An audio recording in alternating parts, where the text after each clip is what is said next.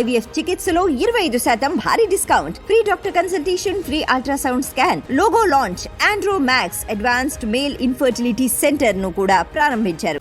Kannepalli Lakshmi pump house ను BRS బృందం పరిశీలించింది. Pump house పనితీరును పరిశీలించింది కేటీఆర్ బృందం.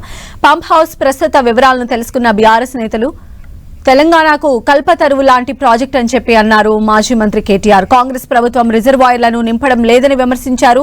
బాబ్లీ ప్రాజెక్టు నుంచి నీళ్లు వచ్చే పరిస్థితి లేదని, మేడిగడ్డలో జరిగిన చిన్న సంఘటనను చూపి మొత్తం ప్రాజెక్టును బద్నాం చేస్తున్నారని ఆవేదన వ్యక్తం చేశారు. దయచేసి ప్రాజెక్టులపైన రాజకీయం చేయొద్దని కాంగ్రెస్ కు సూచించారు. కేసీఆర్ హయాంలో రిజర్వాయర్లు నిండు కుండలా ఉండేవని, అద్భుతమైన వ్యవస్థను కేసీఆర్ రూపొందించారని కేటీఆర్ తెలిపారు.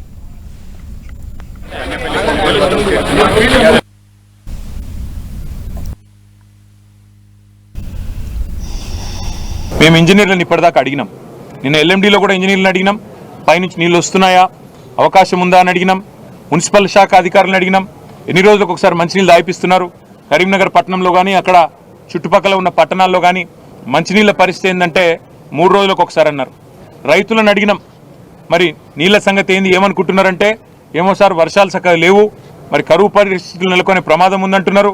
మరి వీళ్ళేమో పంపులు ఆన్ చేస్తలేరు, నీళ్లు కనబడతలేవు రిజర్వాయర్లల్లో.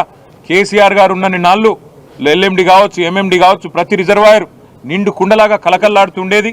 ఇవాళ ఇట్లా దౌర్భాగ్య పరిస్థితున్నదని చెప్పి రైతులు బాధపడతా ఉన్నారు. ఇక్కడ ముఖ్యమైన 2 పాయింట్లు.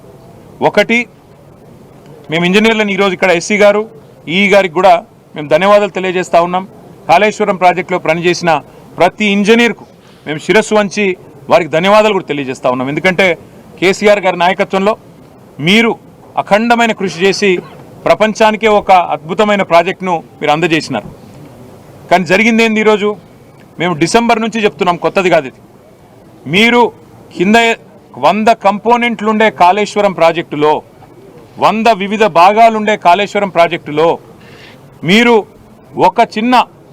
ఒక చిన్న సంఘటనను పట్టుకొని మేడిగడ్డలో జరిగితే దాన్ని భూతద్దంలో చూపెట్టి మొత్తం ప్రాజెక్టును బదనాం చేసి రాజకీయంగా మీరు ప్రయోజనం పొందే ప్రయత్నం ఏదైతే చేస్తున్నారో, ఎన్నికలు అయిపోయినాయి, ఇక మీరు దాని గురించి ఆరాట పడకండి, మీరు అనవసరంగా రాజకీయ రచ్చ చేయకండి.